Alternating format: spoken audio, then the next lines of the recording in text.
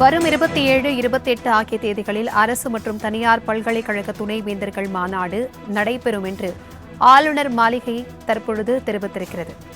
ஆளுநர் ஆர்.என். ரவி தலைமையில் உதகையில் துணைவேந்தர்கள் மாநாடு நடைபெறும் என்று ஆளுநர் மாளிகையில் தற்பொழுது அறிக்கையானது வெளியிடப்பட்டிருக்கிறது.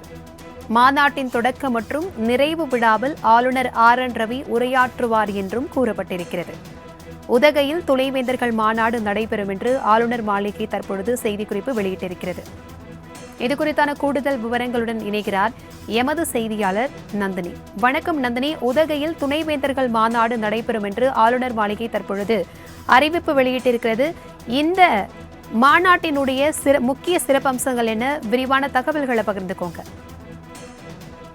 வணக்கம் பிரபாவதி. தமிழ்நாட்டின் மாநில மற்றும் தனியார் பல்கலைக்கழகங்களின் துணைவேந்தர்களில் 2 நாள் மாநாடை பொறுத்தவரையில் வரக்கூடிய 27 மற்றும் 28 ஆகிய தேதிகளில் ஊட்டி ஆளுநர் மாளிகையில் நடைபெற இருப்பதாக தற்போது தகவல் என்பது வெளியாகியிருக்கிறது.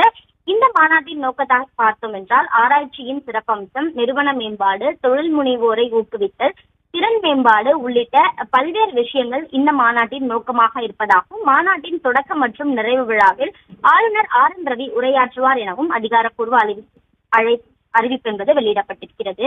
மாநாட்டின் போது மாநில பல்கலைக்கழகங்களின் துணைவேந்தர்கள் பல்கலைக்கழகங்களால் ஏற்றுக்கொள்ளப்பட்ட சிறந்த நடைமுறைகள் என்ற தலைப்பில் விளக்கங்களை வழங்குவார்கள் எனவும் NET அல்லது UGC CSIR தேர்வுகளில் தகுதி பெற்ற மற்றும் ஜூனியர் ரிசர்ச் ஃபெலோஷிப் பெற்ற மாணவர்கள் அறிஞர்களின் அனுபவ பகிர்வும் திட்டமிடப்பட்டிருப்பதாகவும் தெரிவிக்கப்பட்டிருக்கிறது.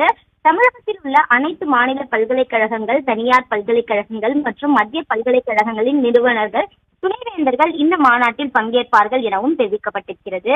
அந்த வகையில்தான் தமிழ்நாட்டின் மாநில மற்றும் தனியார் பல்கலைக்கழக துணைவேந்தர்களின் 2 நாள் மாநாடு வரக்கூடிய 27 மற்றும் 28 ஆகிய தேதிகளில் ஊட்டி ஆளுநர் மாளிகையில் நடைபெற உள்ளது குறிப்பிடத்தக்கது. தகவல்களுக்கு நன்றி நந்தினி.